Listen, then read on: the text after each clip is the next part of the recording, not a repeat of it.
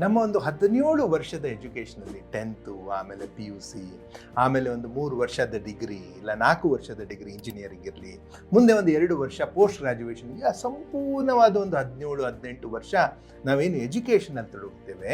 17-18 ವರ್ಷದಲ್ಲಿ ಯುವಕರಿಗೆ, ಇವತ್ತಿನ ವಿದ್ಯಾರ್ಥಿಗಳಿಗೆ ಕರಿಯರ್ ಕ್ಲಾರಿಟಿನೇ ಬರ್ತಾ ಇಲ್ಲ.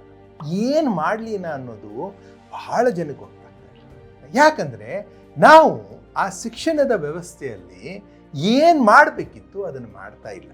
ಒಂದು ಅಂಶವನ್ನು ನಾವು ಕೊಡ್ತಾ ಇದ್ದೇವೆ, ಒಳ್ಳೆ ಇನ್ಫಾರ್ಮೇಷನ್ ಕೊಡ್ತಾ ಇದ್ದೇವೆ, ಮಕ್ಕಳು ಇನ್ಫಾರ್ಮೇಷನ್ ತಗೊಳ್ತಾ ಇದ್ದಾರೆ, ಅದನ್ನು ನೆನಪಿಟ್ಟುಕೊಂಡು ಎಕ್ಸಾಮಿನೇಷನಲ್ಲಿ ವಾಪಸ್ ಹಾಕಿ ಒಂದು ಎಕ್ಸಾಮ್ ಬರೆದು ಅದರಲ್ಲಿ ಒಂದು ರ್ಯಾಂಕ್ಗಳನ್ನು, ಮಾರ್ಕ್ಸ್ಗಳನ್ನು ಎಲ್ಲ ತಗೊಳ್ತಾ ಇದ್ದಾರೆ.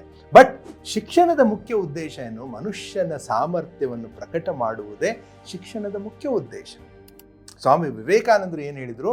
ಮನುಷ್ಯನ ಪರಿಪೂರ್ಣತೆಯನ್ನು ಹಿಗ್ಗಿಸುವುದೇ ಶಿಕ್ಷಣ ಅಂತ ಹೇಳಿದರು. ಅಂದರೆ ಮನುಷ್ಯ ಪರಿಪೂರ್ಣವಾಗಿದ್ದಾನೆ, ಒಳಗಡೆ ಒಂದು ಅಗಾಧವಾದ ಶಕ್ತಿ ಇದೆ, ಆ ಶಕ್ತಿನ ಪ್ರಕಟ ಮಾಡಲಿಕ್ಕೆ ಅನುಕೂಲ ಮಾಡಿಕೊಡುವುದೇ ಶಿಕ್ಷಣ. ಈ ಶಿಕ್ಷಣದಲ್ಲಿ ಯಾರ್ಯಾರಿದ್ದಾರೆ ಅಂದರೆ ಬರೀ ಸ್ಕೂಲುಗಳು, ಕಾಲೇಜುಗಳಲ್ಲಿ ಶಿಕ್ಷಣದಲ್ಲಿ ಪಾಲಕರು, ಶಿಕ್ಷಕರು ಮತ್ತು ಸಮಾಜ, ಈ 3 ಅಂಗಗಳು ಸೇರಿಕೊಂಡು ಆ ವಿದ್ಯಾರ್ಥಿ ಜೀವನದಲ್ಲಿ ಅವನೊಳಗಡೆ ಒಂದು ಶಕ್ತಿಯ ಪ್ರಕಟ ಮಾಡಲಿಕ್ಕೆ ಒಂದು ಒಳ್ಳೆ ವಾತಾವರಣ ಸೃಷ್ಟಿ ಮಾಡಿ ಅವನಿಗೆ ಇದು ನಿನ್ನ ಸಾಮರ್ಥ್ಯ ಅಂತ ತೋರಿಸಿಕೊಟ್ರೆ ಅದಕ್ಕೆ ಶಿಕ್ಷಣ ಅಂತ ಹೇಳ್ತಾರೆ.